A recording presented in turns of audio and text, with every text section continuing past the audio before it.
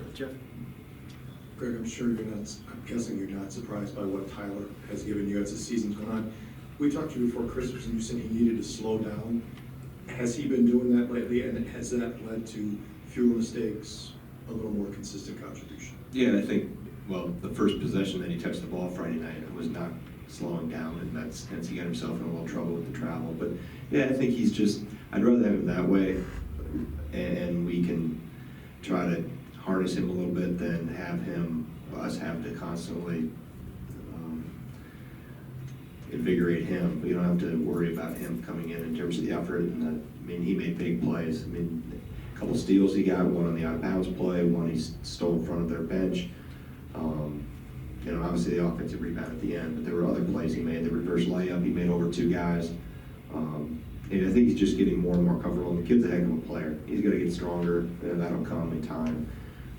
But his instincts and his IQ level and his fearlessness, I think those, and he's longer than I think people realize. I have noticed that just watching him in practice defensively. Hand-eye coordination is really good. So, like I said, he's still scratching the surface and he's really young in terms of his college career, but just understands what his role is with this group and what this group needs from him, and he's done a good job of producing that.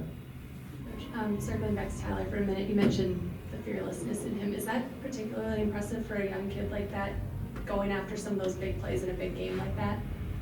Yeah, although I think if you watched him when he was younger in high school, that he had those same type of traits. And we've had others that have that mentality about him. Showalter had that, Gosser had that, Davison has that.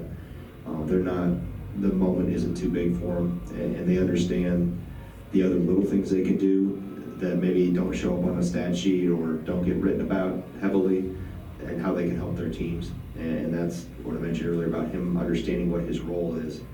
That's his role right now on this team. Will it grow and evolve as he goes through his career? Probably. But right now, the best way he can help the team is what you saw Friday night.